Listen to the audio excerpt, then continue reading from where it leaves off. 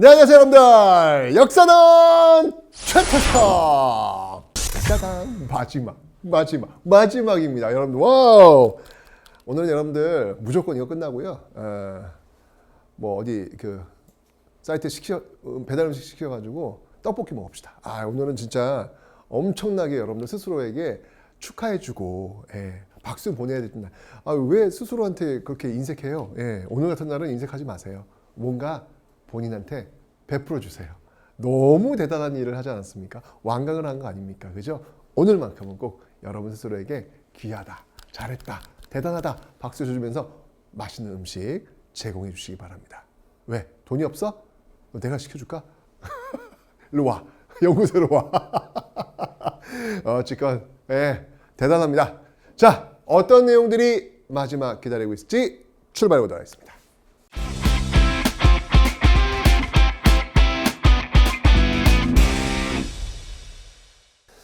자, 이번 강의는요 여러분들 경제입니다. 우리가 앞 강의에서 정말 그 민주주의의 기적, 대단한 기적을 우리가 배웠고요. 이번 시간은 한강의 기적, 경제의 기적 아니겠습니까?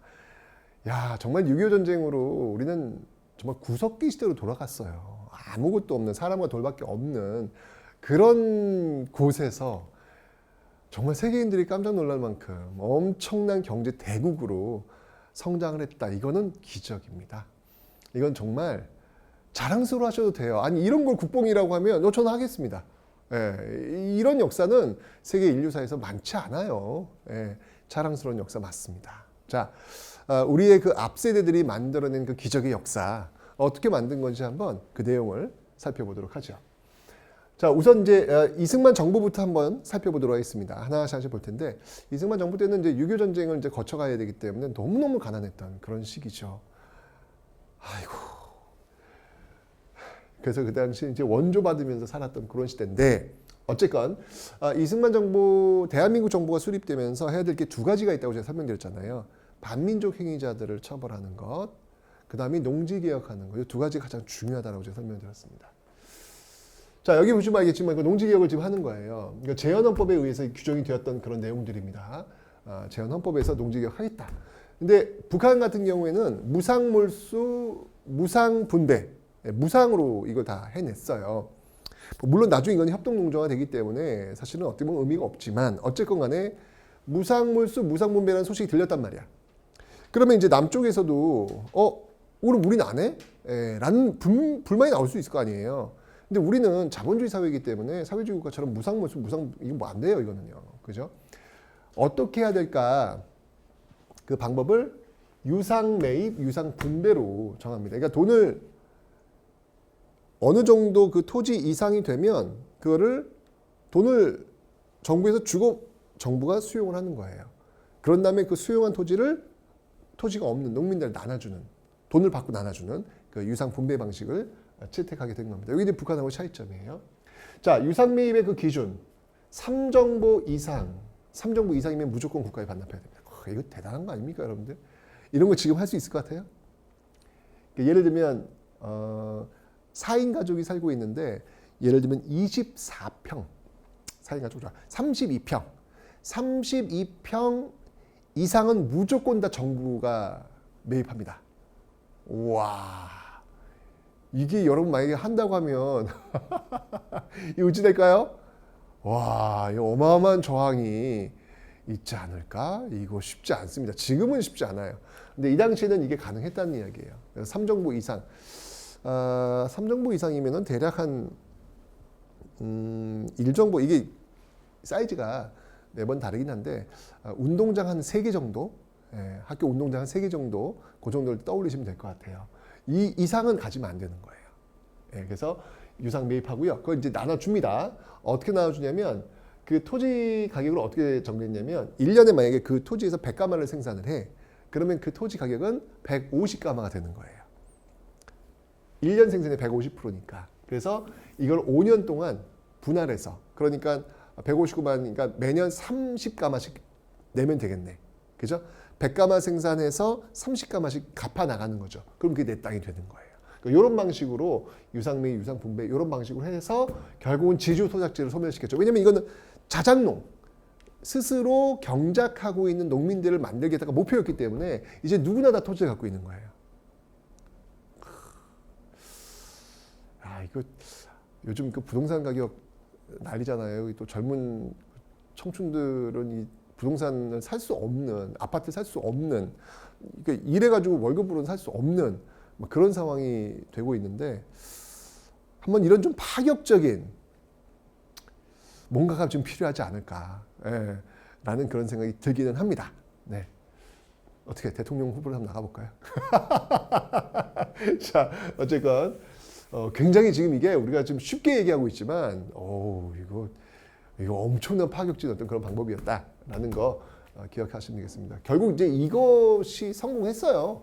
예, 성공해가지고 지금까지도 지금 농촌에서는요, 농사 짓지 않으면 그 토지를 소유할 수가 없습니다. 지금도 법적으로는요. 예, 이게 이제 농지개혁이었던 그 정신이 지금까지도 연결되고 있는 거거든요. 예. 어쨌건 농지개혁 있었고요. 그 다음에 이제 뭐 귀속재산, 귀속재산이라고 하는 건 뭐냐면 일본인들이 남기고 한 재산 있잖아요. 그걸 처리하는 거예요. 예. 요 귀속재산 처리하는 그 과정 속에서 우리나라 그 대기업들 많이 탄생합니다. 원조 경제, 자 미국의 잉여 농산물이 이제 들어와요. 예, 도와주는 거죠. 면화, 설탕, 밀가루. 면화 색깔 어때요? 화이트, 설탕 색깔은 화이트, 밀가루 색깔은 화이트, 다 하얗잖아. 그래서 세계의 하얀 산업, 그래서 300산업이라고 하는 거예요. 예. 보시면 알겠지만 설탕 같은 경우 여기서 이게 지금 삼성전자의 모태가 되는 거예요. 예, 여기서 제일제당 이거 시작해가지고 삼성전자까지 오는 거거든요. 대기업들이 이제 이렇게 출발하는 겁니다. 예, 그 당시 LG도 그렇고 뭐 현대도 그렇고 지금의 어떤 그 대기업들이 바로 이런 시스템 속에서 출발하고 있다. 아, 이거 누가 알겠어요? 그렇게 설탕으로 출발했던 기업이 이 세계적인 대기업이 되리라고 누가 도대체 이때 상상을 했겠습니까?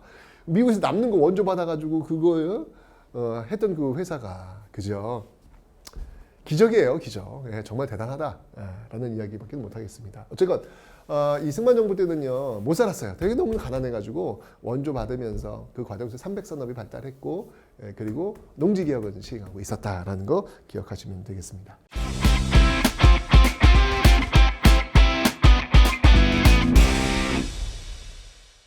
박정희 정부로 이제 바로 넘어오겠습니다.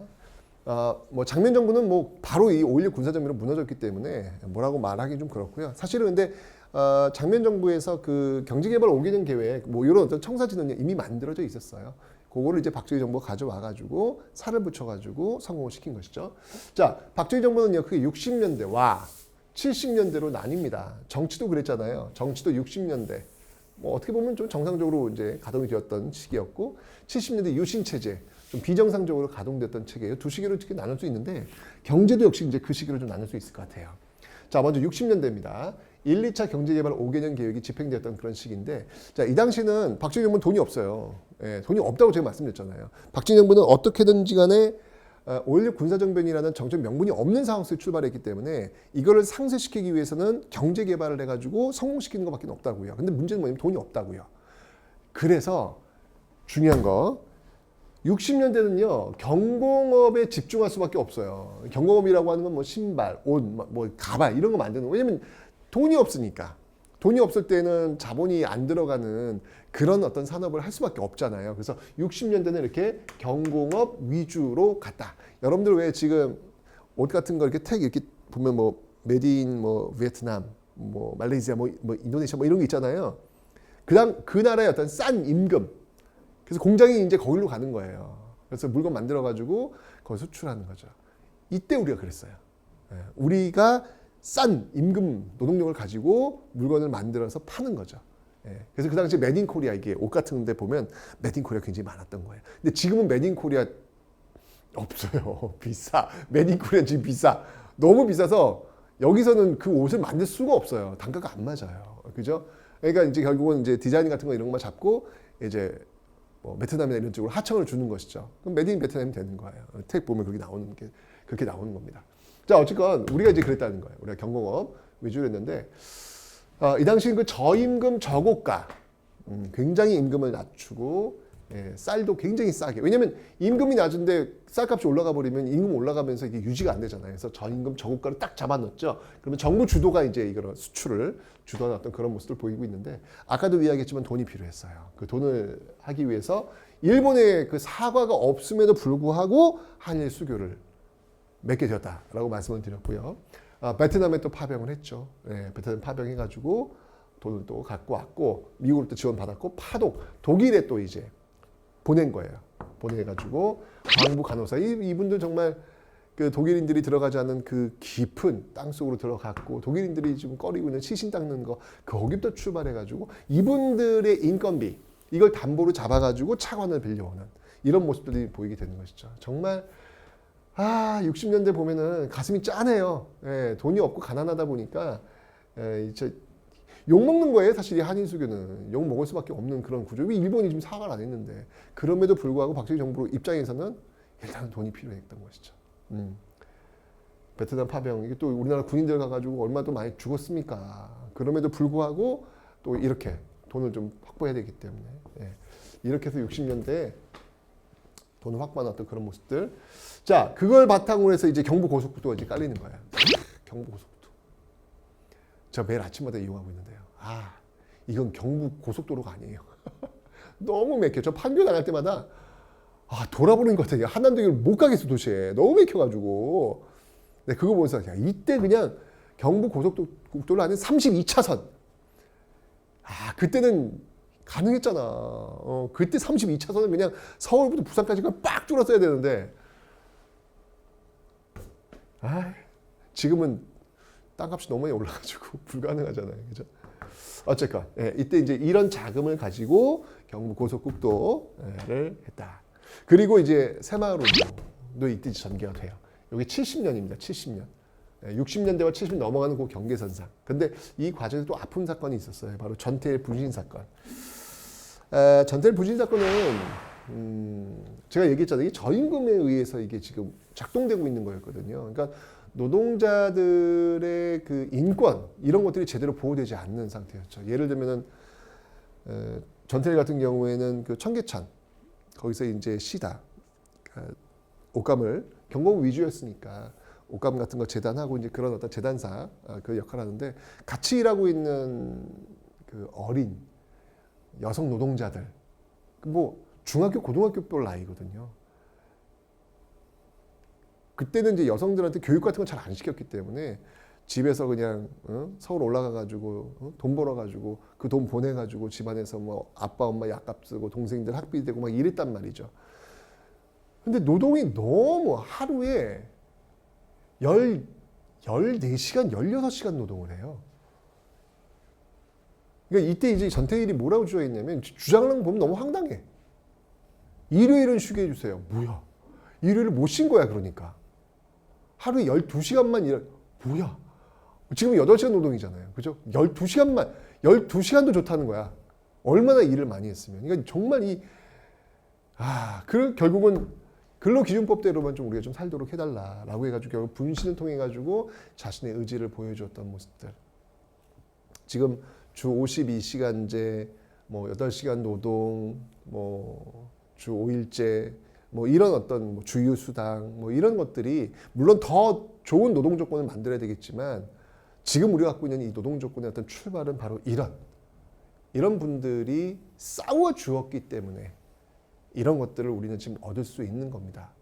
그래서 기억했으면 좋겠어요. 이런 분들은 정말 자기 몸을 불살라서 지금 우리가 갖고 있는 노동 조건 이를 만들기 위해서 애쓰신 분들이잖아요. 우리는 지금 그거 선물로 받고 있는 거거든요. 역사의 선물.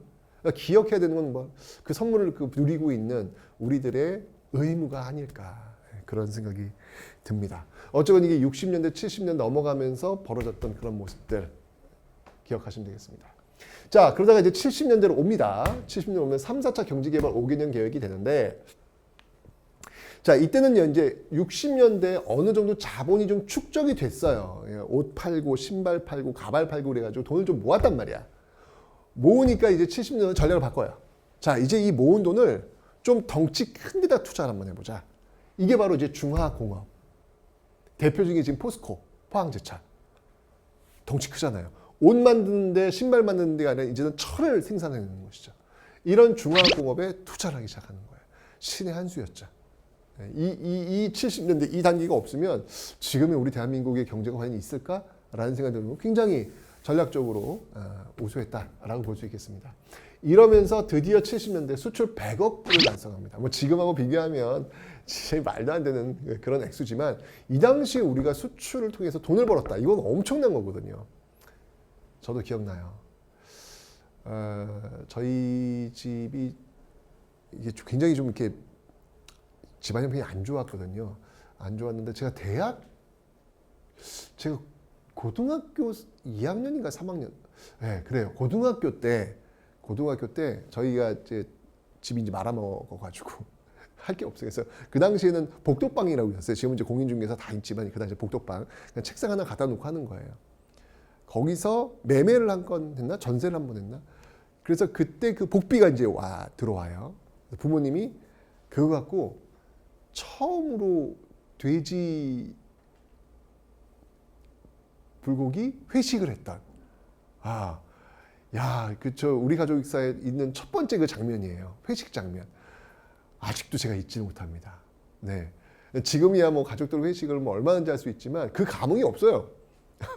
그 감흥이 없어요. 근데 이게 그런 느낌이야. 수출 100억 불. 지금으로 본다면 뭐 엄청 우리 수출 어마어마합니다. 근데 이 당시 수출 100억 불은 우리 가족이 첫 번째로 회식을 했던 어떤 그런 느낌? 이게 대단한 겁니다. 우리가 드디어 이제 수출을 통해 가지고 이런 나라가 된 거죠. 근데 이제 70년대가 좀 쉽진 않았어요. 왜냐면 이때 오일 쇼크가 있어가지고, 오일 쇼크는 뭐냐면 중동 국가들이 막 싸우는 거야. 막 이스라엘하고 막 싸우면서 막 중동 가격, 오일 가격이 막 기름 가격이 올라가 버리는 거야. 우리는 그 기름 갖고 와가지고 그걸로 물건 만들어서 팔아야 되는데 기름 가격이 올라가 버리면 우리는 완전 충격이거든요. 지금도 우리는 기름 가격에 취약하잖아요. 근데 참 이때도 대단한 게 오일 쇼크, 이걸 오일 쇼크라고 하는데 이때 이걸 어떻게 해결했냐면 우리나라 노동자들이 아예 중동으로 갔어요. 가가지고 건축, 건물들을 세우는 거야. 근데 우리 노동자들의 특징, 완전 성실해. 밤을 새서 일을 해. 그러니까 중동 사람들이 오 마이 갓, 이게 만들어진단 말이야? 이 기한 내에? Really? 넘버 원. 최고. 그래서 오히려 중동에서 그 중동 달러를 벌어오는 이런 오일 달러라 그러죠, 그거를. 이런 식으로 또 이게 위기를 극복하는. 그러니까 한국인들은 정말 대단한 것 같아요. 예, 이 정말 어디를 갖다 놔도 항상 그 성실과 근면이 몸에 배어 있는 그런 DNA가 있나 봐요. 예. 그래서 이 오일 쇼크를 또 이렇게 탈출하는 그런 모습들을 보이고 있더라. 어쨌건 이 60년, 70년 통해 가지고 정말 한강의 기적, 경제 토대를 만들어낸 그런 모습들이 박정희 정부 때 성과다라고 볼 수 있겠죠. 네.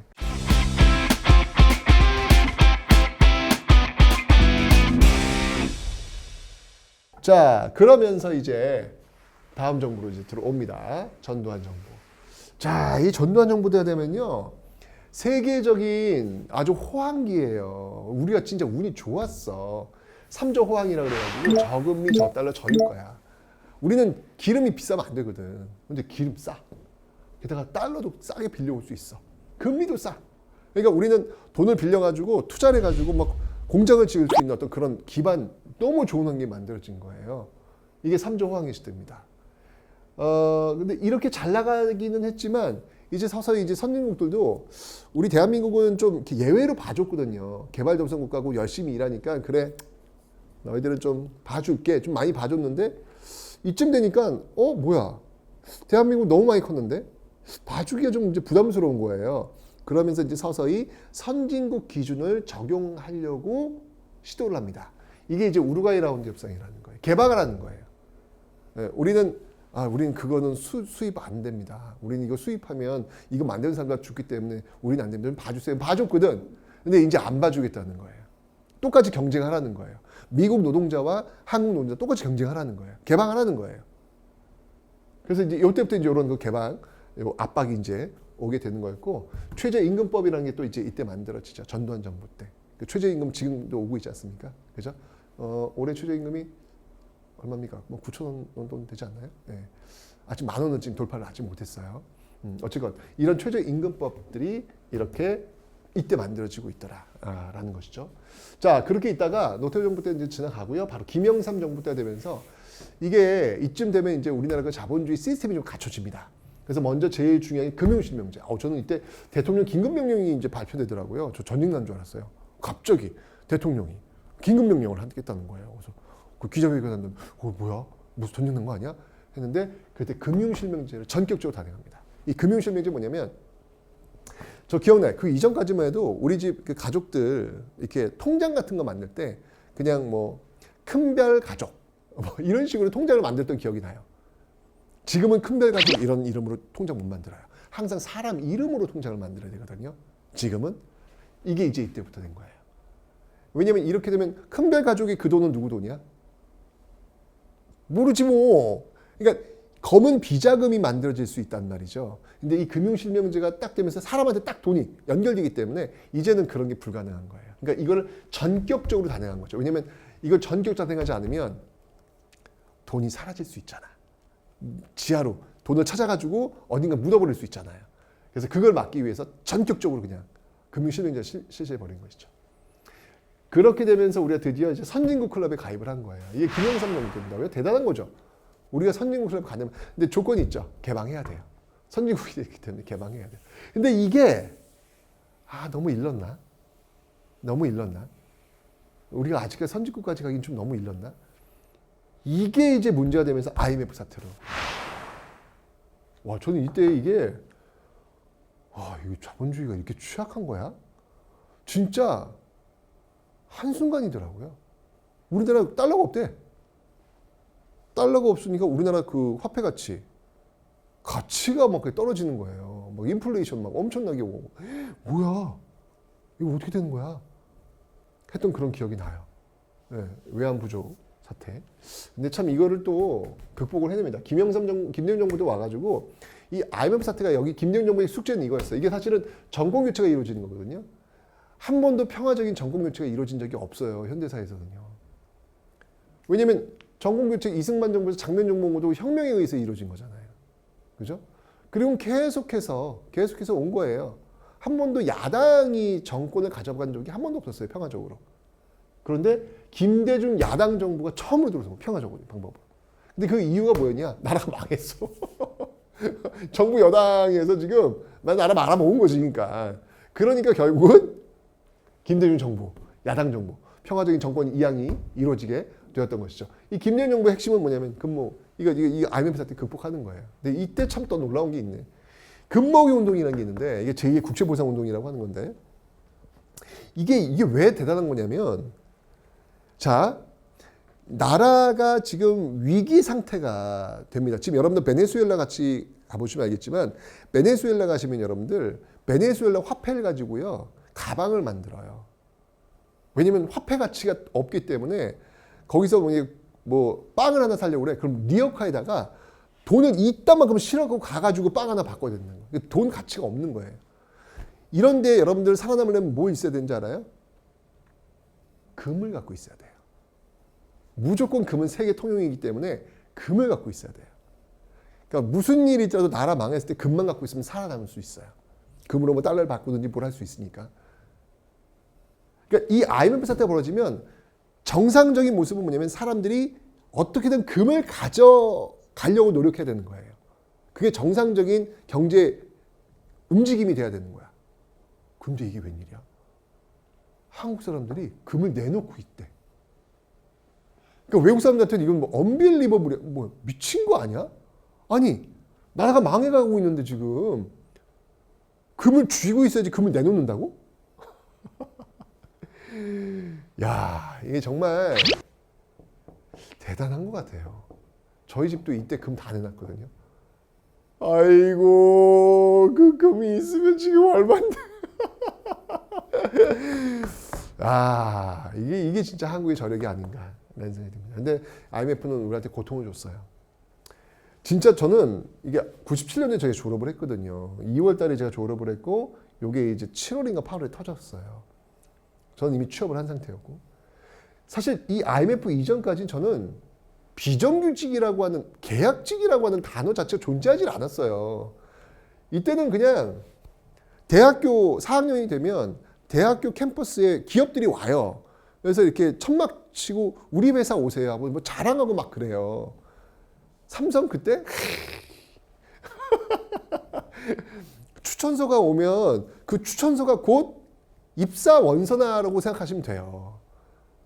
저는 사학과 출신이니까 취업이 잘 안 되는 거잖아요. 그럼에도 불구하고 제가 추천서 4장을 받았어요. 은행 하나, 관광회사 하나, 그 신생기업 하나, 또 하나 이렇게 받았어요. 보험회사 하나 이렇게 4장 받았어요. 그럼 이거 골라가면 되는 거예요. 저는요 그때 경영학과 경제학과에 추천서 막 쓰레기통에 버려졌다니까. 근데 이 IMF 사태 이후에 세상이 많이 달라졌어. 갑자기 무슨 비정규직, 계약직, 지금은 정규직보다 비중이 더 많아졌잖아요. 와 세상이 많이. 저는 현대사를 두 시기로 나눠보면 IMF 사태. 이전과 이거 너무 달라져가지고. 그때 이 노사정위원회 만들어가지고 진짜 정리하고 막 이거 하고 막 그랬잖아요. 예. 그런 모습들, 신자유주의 정책, 막 경쟁 효율에서 막 합병 정리하고 막 비정규직 이런 게 지금 막 난무했던 예, 그런 시대가 바로 이 김대중 정부가 아니었을까라는 생각입니다. 근데 왜냐면 이건 뭐 IMF에서 우리 그 목줄을 IMF 쥐고 있으니까 얘들이 하라는 대로 해야 되는 거예요. 개방해. 그 노동시장 유연성, 정규직 이거 줄여. 뭐 이거 하니까 명령을 하니까 할 수밖에 없는 거예요. 그러면서 이제 이런 모습들이 나타나게 되었다. 그 이후에 이제 FTA를 또 체결을 합니다. 이건 이제 관세 없이 나라들과 이제 교육을 할 수 있던 건데 한칠레, 이건 이제 김대중 정부 때 이게 이제 또 뭐 체결과 비준 뭐 이게 또 다르긴 한데 그냥 한칠레 FTA는 김대중 정부 때고 한미 FTA는 노무현 때다 이렇게 보시면 되겠습니다. 그래서 이런 FTA를 지금 계속 확산시키고 있잖아요. 그래서 뭐 이게 한칠레 그 FTA 하면서 우리나라의 와인 시장이 굉장히 싸졌어요. 칠레산 와인이 많이 들어오면서 관세 없이 이렇게 관세 조정을 하면서 들어오기 때문에 아주 싸졌죠. 뭐 또 한미 FTA 또 이렇게 미국 소고기 또 이런 것도 또 되게 저렴하게 들어오고 이런 모습들이 지금 FTA를 통해 가지고 나타나고 있더라라는 거. 그러면서 지금 우리가 그 세계 경제 대국으로 지금 성장하고 있는 그런 모습이죠. 정말 이 과정을 보면 야, IMF 사태도 겪으면서 또 이걸 또 극복해내는 그런 모습들, 6.25 전쟁을 통해 가지고, 그러니까 6.25 전쟁으로 한강의 기적을 만들고 IMF 사태로 지금 우리 대한민국을 만든 거예요. 대단한 거예요.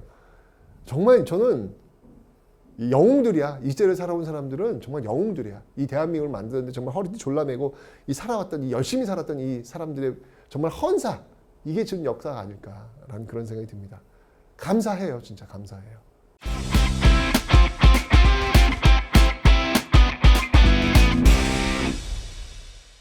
자, 그러면 이제 우리가 지금 많이 받았단 말이에요. 앞선 세대를 통해서 우리가 민주주의를 받았고, 그 다음에 이제 경제 성장을 받았어요. 너무 많이 받았어요, 우리 사실은요. 여러분들 뭐 지금 살기 어렵고 쉽지 않다. 뭐 물론 맞습니다만, 어쨌건 간에 6.25 전쟁 이후에 그 모습에 비해서 우리는 지금 너무 풍족한 그런 생활을 누리고 있는 것만 사실이에요. 그러면 그분들이 정말 막대한 희생을 하신 거거든요. 민주주의를 얻기 위해서 광장에서 이 출탄 맞아가면서 싸워가면서 허리띠 졸라매고 정말 그 하루에 12시간, 13시간, 14시간 일하면서 자식들한테는 가난 주지 않겠다고 일했던 그분들 덕에 지금 우리가 지금 누리고 있는 건데 그러면 이제 우리도 생각해야 되는 거예요. 역사에 무임승차하면 안 될 거 아니에요. 그럼 우리 앞에 세대가 우리한테 준 게 많듯이 우리도 우리 뒤에 오는 세대에게 뭔가 줘야 될 거 아니에요. 그게 저는 역사에 대한 예의라는 생각이 드는 것이죠. 우리의 아이들이 좀 더 건강한 대한민국, 좀 더 나은 대한민국에 살 수 있도록 해줘야 될 거 아니에요. 뭘 줘야 될까? 많이 있을 거예요. 많이 있을 텐데 저는 그 중에 하나가 저는 통일이라는 생각이 듭니다. 통일이라고 하는 것들을 이렇게 계산 수치로 들어가가지고 연결하는 거는 전 되게 천박하다라는 생각이 들어요. 근데 그 얘기를 안 하면 통일을 왜 해야 돼요? 통일은 우리 손해 아닌가요? 라고 자꾸 이야기를 하기 때문에 제가 좀 천박하지만 한번 왜 통일을 하면 좋은지에 대해서 좀 몇 가지 얘기를 해보면 일단 기본적으로 여러분들 우리는요 통일 비용을 굉장히 걱정을 많이 해요. 통일하면 야 이거 세금 엄청 들어가겠지? 뭐 들어갈 거예요. 근데 여러분 그건 왜 생각 안 하세요? 우리가 지금 지불하지 않아도 될 분담 비용을 지금 지불하고 있거든요. 독일 같은 경우에는 지금 국방비가 통독되기 전에 통일되기 전에 20%를 갖고 운영하고 있어요. 그런데도 지금 유럽 사회에서 독일은 최고잖아요. 근데 우리는 지금 20% 국방비 20%면 운영될 수 있는 걸 지금 100% 지금 쓰고 있는 거잖아요. 우리 이미 지금 세금으로 지금 분담 비용을 내고 있단 말이에요. 돈 내고 있어요 지금요. 그리고 남성분들 그 한창 잘 나가는 청춘 시대에 군대 가야 돼. 그 시간에 자기 개발해가지고 연봉을 더 벌 수 있는데 남자들이 그 손해를 보는 거야. 그 잘 나가는 팔팔한 시기에 비용을 지불하고 있는 거라고요. 분담되어 있기 때문에 지금 비용을 지불하는 거잖아요. 그죠? 분단 비용을 우리가 이제 고민을 한다면 우리는 통일되고 나서 얻을 수 있는 것들이 훨씬 더 많다. 게다가 자 생각해보세요. 지금 취업하기 힘들잖아요. 근데 생각해보세요. 북한. 지금 북한은 지금 우리나라 거의 60년, 70년 수준이잖아요. 60년대, 70년 우리 경제개발 5개년 계획 해가지고 어마어마하게 성장했잖아요. 그땐 제가 얘기했잖아요. 취업 걱정이 없었어요. 너무 일할 게 너무 많았기 때문에. 그걸 똑같이 한 번 더 우리가 경험할 수 있는 거예요. 젊은이들이 마음껏 일할 수 있는, 취업할 수 있는 거리를 만들어줄 수 있는 곳이 북한이에요. 거긴 지금 개발할 게 너무 많아요. 그러니까 이렇게 북한을 개발 대상으로 하고 우리가 이렇게 지정하면서 들어가는 그 계산하는 이게 굉장히 이게 천민자본주의 천막한 겁니다. 사실은요. 이러면 안 되죠. 근데 자꾸 통일하면 우리 손해 아니에요. 라고 얘기를 하니까 아니야. 저는 투자할 수 있다고 봐요. 여러분 저 노트북 비싼 거 샀습니다. 근데 그 비싼 건 전 투자한 거예요. 그 노트북으로 저는 일을 하는 거예요. 일을 해서 돈을 더 벌 수 있는 거잖아요. 똑같아요. 북한도 투자하면 되는 거죠. 그래서 거기서 얻을 수 있는 것들이 훨씬 더 많다니까요. 그 북한의 그 정말 성실한 노동자들. 우리랑 같은 민족인데 성실해요. 네. 그리고 저임금. 우리에 비해서는 굉장히 노동력 단가가 싸요. 야, 지금 우리나라가 아까 메드 인 코리아를 만들 수가 없어요, 지금요. 너무 우리 노동자 임금들이 비싸기 때문에. 연결해가지고 물건을 만들어내면 우리는 뭐 세계에서 이렇게 말이 통하는 노동자들을 얻고 함께 일한다는 게 이게 얼마나 축복입니까? 할 수 있는 긍정적인 것들이 너무나도 많이 있어요. 저는 이건 분명히 우리 뒤에 오는 세대들한테 전 주고 싶어요. 내가 세금을 내더라도 주고 싶어요. 왜냐면 우리 앞선 세대가 그 고생을 하면서 우리한테 준 게 있잖아요. 그럼 우리도 뭔가 줘야지. 우리 꼭 주면서 우리는 아무것도 안 줄 거야. 그건 안 되잖아요. 전 그래서 통일은 중요하다. 통일은 우리 뒷세대의 먹거리. 최고의 먹거리다라고 저는 생각이 듭니다. 근데 이 통일 문제가 이 좌우의 문제가 아니에요. 지금 보시면 알겠지만 자, 이 통일 문제를 들고 나온 정부는 우리가 소위 이야기하는 보수 정부. 거기서부터 출발합니다. 네. 보세요. 자, 박정희 정부입니다. 7.4 남북 공동성명이라는 거예요. 물론 이 7.4 남북 공동성명을 통해 가지고 박정희 정부 유신 체제를 강화시키는 어떤 그런 의도가 없지 않았던 것 같긴 해요.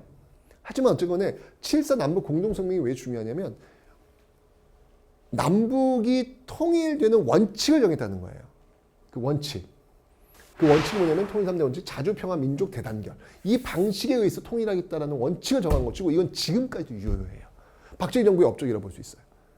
남북이 통일될 때 그 원칙, 자주평화 민족 대단결 그 원칙을 선명한 깃발로 내건 거예요.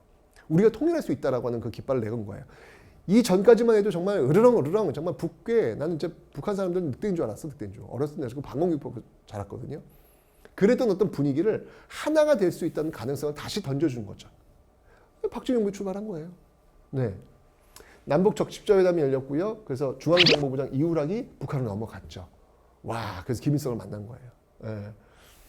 그러면서 이 통일 3대 원칙 이런 것들을 수행하기 위해서 남북조절위원회가 열리게 됩니다. 자, 키워드 기억하세요. 7.4 남북 공동성명 박정희 정부 때고요. 바로 남북조절위원회, 통일 3대 원칙 이게 핵심이에요. 통일 3대 원칙과 남북조절위원회 이런 것들이 박정희 정부 때 만들어졌다라고 하는 거. 원칙이 만들어진 거예요. 자주평화 민족 대단결. 오케이? 자, 그러면서 이제 전두환 정부 넘어옵니다. 전두환 정부 때는 남북이 합의한 건 없어요. 합의한 건 없는데 이때 이제 한강이 범람을 해요. 우리나라 그 서울이. 그때 저 망원동 일대가 완전히 다 잠기고 난리가 났었거든요. 그때 북한 쪽에서 제안을 하나 해요. 동포가 고통을 느끼고 있으니 우리가 뭔가 좀 도움을 주겠다. 그때 쌀이 왔는데 이거를 받아야 돼 말아야 돼 그때 고민했던 그런 기억이 납니다. 어쨌건 그래도 뭐 동포의 그 고통을 도와주겠다라고 하니까 받았죠. 받으면서 분위기가 좀 좋아졌어요. 그래서 이 전두환 정부 때 최초로 남북 이산가족이 생깁니다. 근데 여러분 이것도 잘 보세요. 봐봐. 우리가 지금 굉장히 정상적인 나라에 살고 있는 것 같죠. 근데 잘 보여요. 내가 엄마를 만나고 싶어. 나 엄마가 보고 싶어. 근데 만날 수가 없대. 나 그럼 돈을 내서라도 뭐 비행기를 타서라도 어떻게든 만날 거야. 만날 수 없대요. 편지라도 안 된대요. 내 엄마인데 안 된다고? 왜 안 돼? 안 된대요. 여러분 이게 정상이에요? 아버지가 딸을 만나고 싶어. 근데 만날 수가 없대. 나 돈이 있으니까 주소만 알면 되는데 갈 수 있는데 안 된대. 만날 수 없대. 이게 정상이에요, 여러분들? 이거 비정상이에요. 우리가 지금 굉장히 정상적인 나라에 살고 있는 것 같지만 뜯어보면 굉장히 비정상적인 그런 시스템에 지금 살고 있는 겁니다. 아니, 자식이 부모를 만나지 못하고 부모가 자식을 만나지 못한다는 게 말이 되냐고요. 말이 안 되는 그런 비정상적인 사회에 지금 우린 살고 있는 거야. 이게 분단이야. 이게 분단 현실이라고요. 정말 이 이산가족들만큼은 이분들은 정말 계속 만나게 해줬으면 좋겠어. 이거는 말이 안 돼. 이건 정말 너무 가혹한 것 같아요. 어쨌건 그 이산가족 상봉의 첫 번째 물꼬가 전두환 정부 때 텄다는 거 기억하시면 되겠습니다.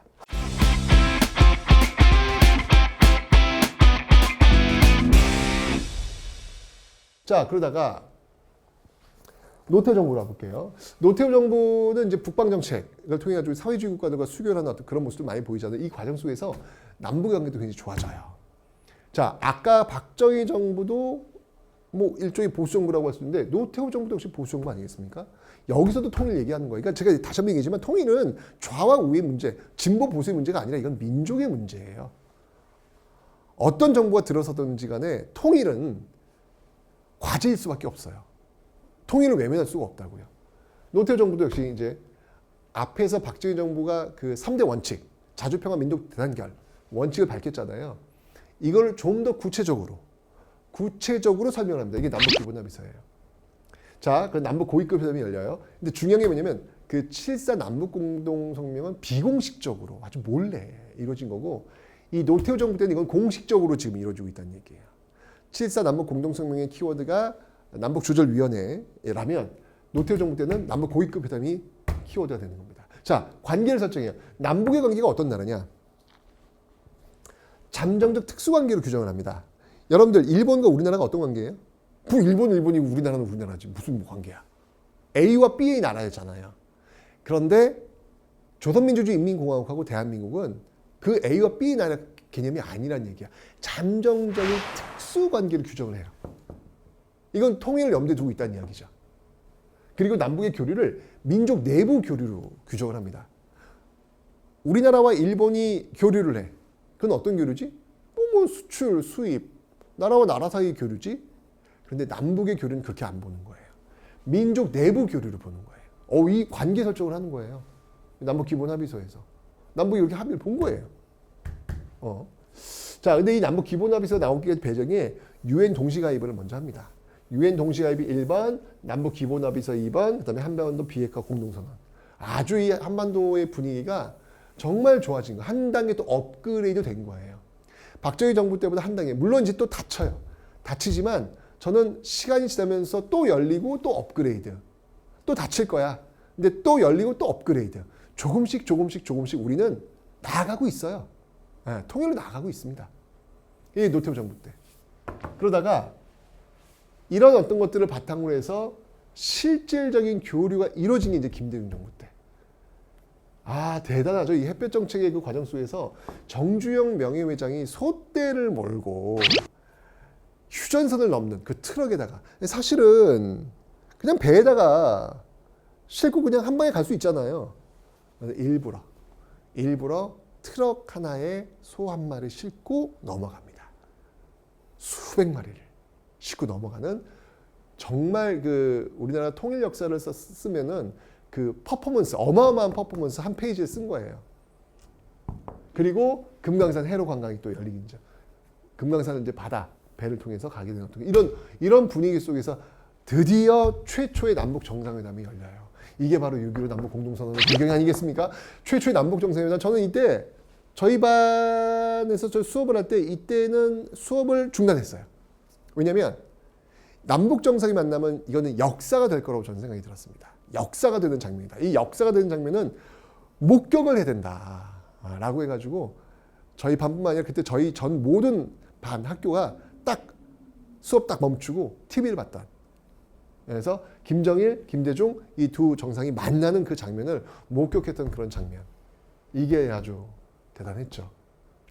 6.15 남북 공동선언에서는요, 어떤 게 합의가 되냐면 남한의 연합제와 북한의 낮은 단계 연방제가 유사점이 있다라고 본 거예요. 이게 사실은 그 전까지만 해도 계속 통일 방법에 대해서 이견이 있었어요. 그러니까 남한은 연합제를 주장했고요, 북한은 연방제를 주장해요. 이게 어떤 차이냐면 연합제는 여러분들 유럽 연합을 한번 떠올려 보세요. 느낌이 오죠? 프랑스, 독일 이런 나라들이 연합을 해가지고 경제 공동체로서 왔다 갔다 하는 모습들, 같은 화폐를 쓰고 있는 모습들, 그걸 우린 지향하는 거예요. 연합제. 근데 북한은 연방제. 연방제를 어딜 떠올리면 미국을 떠올리세요. 미국이라고 하는 하나는 나라에 여러 주들이 있잖아요. 여러 주들이. 근데 미국이라고 하는 시스템을 묶여 있는 거잖아요. 그죠? 이게 연방제예요. 북한은 이걸 주장해요. 이게 연합제와 연방제가 계속 부딪히는 거야. 그런데 6.15 남북 공동선언에서 남한의 연합제와 낮은 단계의 연방제가 유사성이 있다. 여기서 출발하자. 이런 얘기를 하게 되는 것이죠. 그래서 뭔가 합의점을 아주 크게 도출해내었고 실질적인 교류, 개성공단, 지금은 문 닫혔죠. 예, 개성공단, 뭐 경의선, 개통, 이산가족 상봉 다시 있었고요. 금강산 육로 관광까지. 예, 정말 실질적인 그런 교류가 있었죠. 저도 이때 금강산을 북한 땅을 한번 밟아봤습니다. 야, 내가 북한 땅을 밟을 정도였으니 얼마나 많이 열려 있는 거야. 금강산은 정말 절경이더군요. 최고더군요. 이런 흐름 속에서 이제 노무현 정부 때 이제 다시 또 2차 정상회담이 있었고, 또 문재인 정부 때 또 3차 정상회담이 있었고, 그죠? 계속된 그런 정상회담들이 이어지고 있는 거예요. 물론 지금은 또 닫혔습니다. 닫혔는데 저는 계속해서 업그레이드가 될 거라고 저는 확신을 하고 있습니다. 그리고 어느 순간 역사 속에서 우리가 통일이라고 하는 단어를 쓸 거예요. 저는 확신합니다. 통일될 겁니다, 저희는요. 예. 물론 급격한 통일은 지금 우리가 떨어져 있는 만큼 천천히 가야 돼요. 천천히. 예. 하지만 최종적으로 우리는 하나가 될 수 있을 것이다 라는 생각이 듭니다. 그런 대한민국을 우리 뒤에 사람들한테 물려주고 싶어요. 우리가 받은 게 있으니까 우리도 역시 그들에게 이런 통일이라고 하는 멋진 역사를 선물로 주는 건 어떨까라는 그런 생각을 한번 해보게 됩니다. 자, 여기까지가 우리 역사 수업의 전부였습니다. 여러분 완강하신 거예요. 와, 축하드립니다. 축하드립니다. 예, 축하드리고요. 여러분들 역사는요, 사람을 만나는 인문학이에요. 단순히 역사 사실을 외우는 게 아니라 제가 끊임없이 메시지를 강의마다 이야기를 했을 겁니다. 그 메시지를 기억하시면서 여러분들 계속해서 역사 사랑해 주십시오. 저도 여러분들 응원하겠습니다. 여러분들 축하드립니다.